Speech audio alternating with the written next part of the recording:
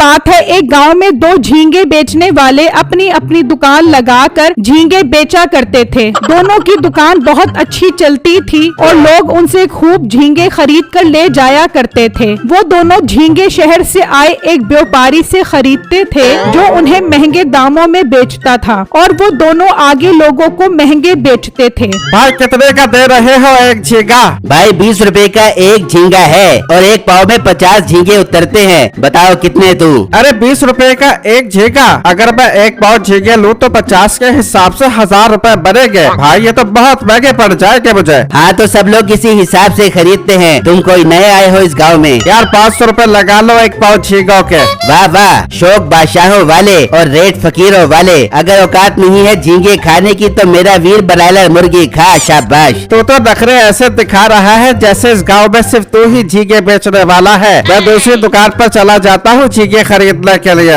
हाँ हाँ चला जा, वहाँ पर भी यही रेट मिलेगा। फिर वो ग्राहक बिट्टू की दुकान पर आता है और उनसे झींगों की कीमत कम करने का कहता है। अरे भाई 1000 से कम में झींगे वाड़े में तो नहीं आते, लेकिन खैर मैं आपको 800 रुपए के एक पाव झींगे दे दूंगा। और मोटे तू फिर मार्केट खराब कर रहा है। तुझे कितनी बार कहा है कि रेट कम मत किया कर। अरे भाई आपको 1000 से कम वाड़े नहीं खाते तो मैं क्या करूं? मुझे तो 800 रुपए में वाड़े खाते हैं, मैं तो बेचूंगा। और किसने कहा था कि मेरे मुकाबले में यहाँ दुकान खोल कर बैठो?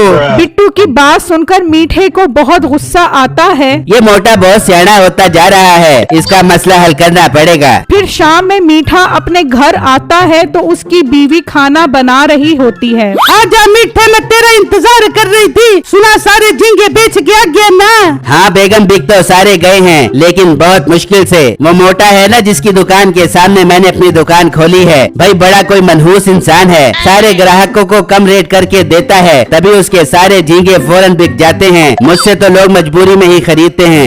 मीठे तेरी अकल कब काम करे बेबे की? तू सुबह व्यापारी से बात करके वो उस मोटे को झींगे न बेचे, सिर्फ तुझे झींगे बेचे। इस तरह उसकी दुकान भी खत्म हो जाएगी और फिर तू जितने मर्जी चाहे महंगे झींगे बेची, लोग तुझे से खरीद बेचेंगे। अरे हाँ बेगम, बात तो तूने अच्छी की है। मैं कल ही उसके घर जाता हूँ और उससे बात करता हूँ। अच्छा क्या बना रही है? जल्दी ले आ, बहुत जोर की भूख लग रही है। मीठे एकदम मस्त मसाला मार झींगे बना रही हूँ, खाएगा तो मजा आ जाएगा। और तुझे अकल है कि नहीं? कुछ और नहीं बना सकती? बाहर भी सारा दिन झींगों का मुंह देखता हूँ, अब घर में भी झींगे खाऊंगा। कुछ तो अकल कर, क्यों मेरा कबाड़ा निकाल रही है? अच्छा अब तो खा ले झींगे, आगे कुछ और बना ले दूंगी। फिर नसीबो उसके लिए झींगे लेकर आती है और जब अगला दिन निकलता है तो मीठा व्यापारी से बात करने के लिए उसके घर पहुंच जाता है। क्या बात है बेटे, खैर से आए हो? व्यापारी भाई ये मस्त मिठाई का डब्बा आपके लिए लेकर आया हूँ। इसमें लड्डू, बर्फी, चमचम, रसगुल्ले, गुलाब जामुन हैं। खाओगे तो मजा आ जाएगा। बेटे वो तो ठीक है, कब बता किस कब आया है मेरे पास? व्यापारी भाई मैं चाहता हूँ कि आप उस मोटे बिट्टू को झींगे ना बेचो, सिर्फ मुझे बेचो। आपसे 600 रुपए की बजाय 800 रुपए की खरीदूंगा। आपका भी फायदा हो जाएगा और मेरा भी फायदा हो जाएगा। बताओ सौदा मंजूर है? बेटे बड़ा भाई को तू खुद गर्ज इंसान है, मुझे इस तरह के लालची लोग बिल्कुल पसंद नहीं है। तू अपना मिठाई का डब्बा वापस ले जा और दोबारा अपनी शक्ल न दिखाई। व्यापारी भाई आप तो गुस्सा ही कर गए, मेरी बात तो सुनो। चुप हो जा और चला जा यहाँ से, चल निकल जा।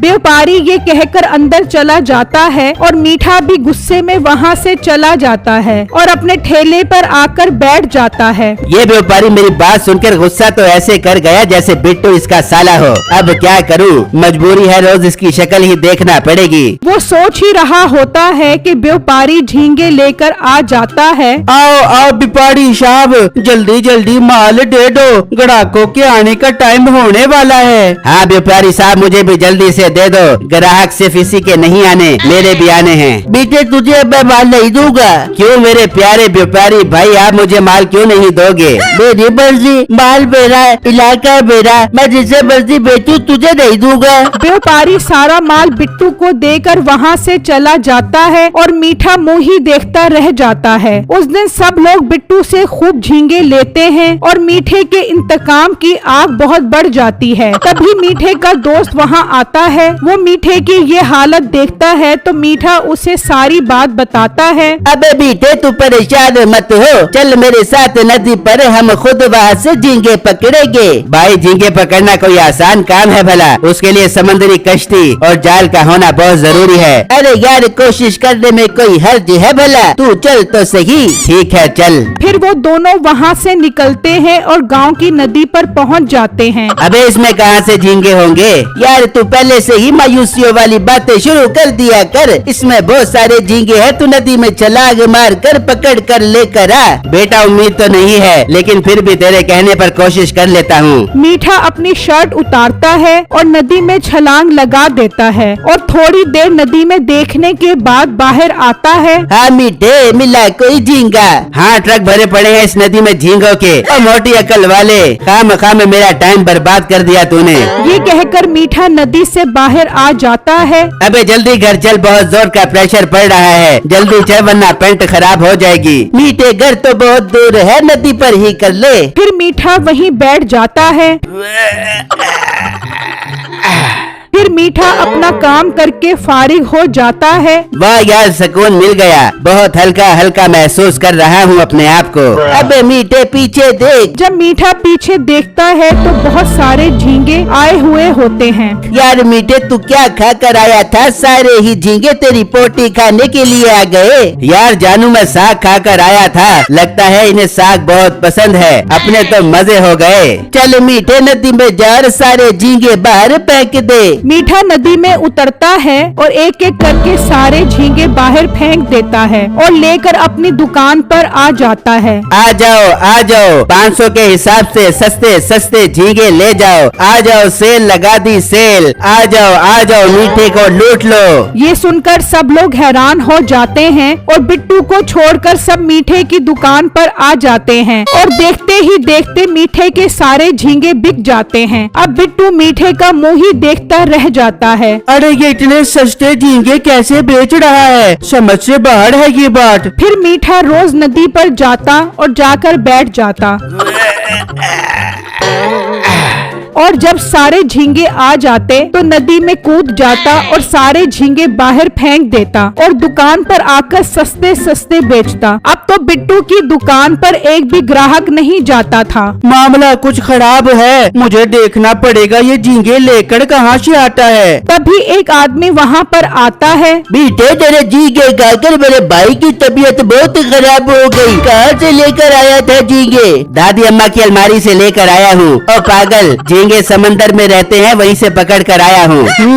कुछ तो गड़बड़ है। अब कल मैं देखूंगा ये झींगे कहाँ से लेकर आता है। फिर बिट्टू अगले दिन मीठे के पीछे पीछे जाता है और नदी पर पहुंचकर बिट्टू देखता है कि मीठा वहां बैठ गया है और अपना पेट हल्का कर रहा है और सारे झींगे वहां इकट्ठे हो गए हैं। अच्छा तो ये झींगे मीठे की पोटी के दीवाने हैं, तभी तो ये गंदे लोग खाकर बीमार हो रहे हैं। मैं कल ही इसको पुलिस के हवाले करवाऊंगा।